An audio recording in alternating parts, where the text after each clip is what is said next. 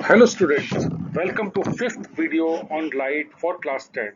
In this video we will learn about refraction. So far we know that light propagates in a straight line. It can travel in vacuum at a speed of 3 lakh kilometers per second. Let us perform one activity.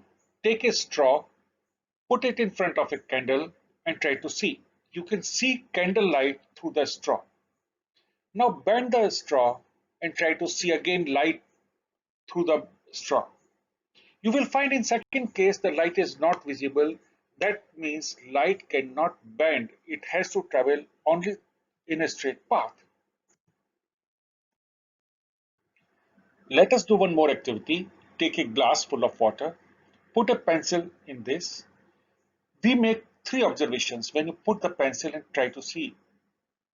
That pencil is magnified. In the portion where it is dipped in the water, it is looking bent. It is no more a straight pencil. And second thing, the portion which is in the water is slightly looking as if it has moved or lifted upward. Before we move for the explanation of why pencil is looking bent, let us try to understand what is medium. Medium is a material through which light can pass through.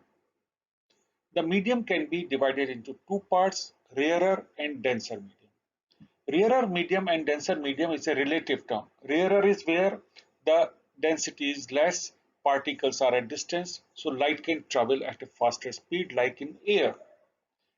Denser medium is where the particles are slightly close, so light will pass at a slower speed than in the rarer medium. This property we will use to explain our activity. Bending of pencil or stick immersed in water is because of the property called refraction. Refraction is bending of light when it enters obliquely from one transparent medium to another. This statement has two observations. One, if light falls perpendicular, no refraction will take place.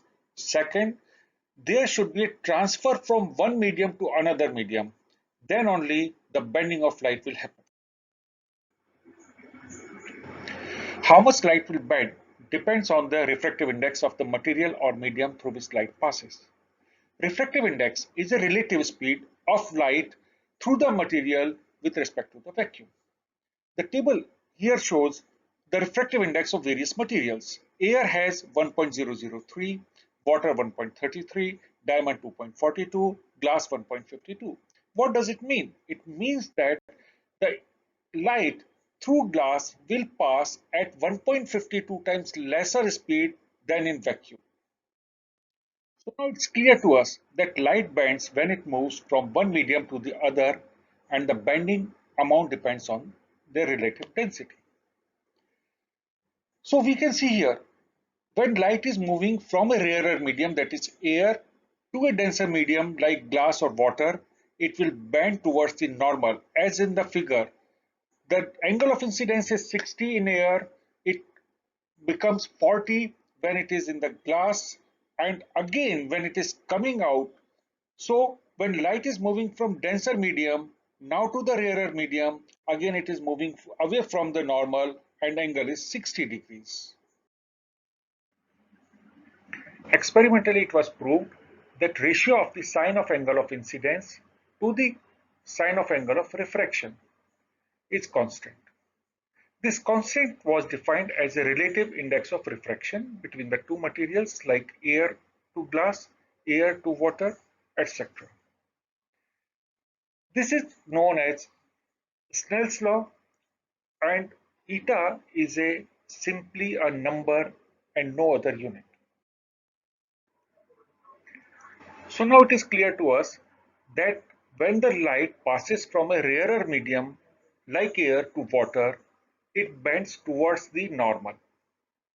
And again on the other side, when it is moving out of the glass or water back to the rarer medium air, it moves away from the normal.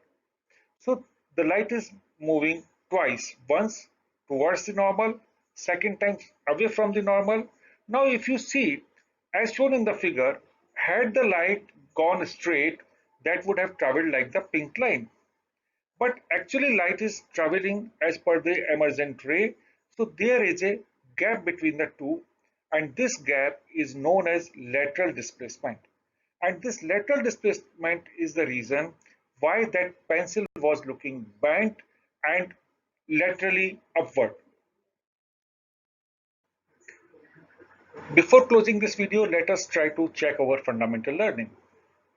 Question: the refractive index of diamond is 2.42. What does this mean?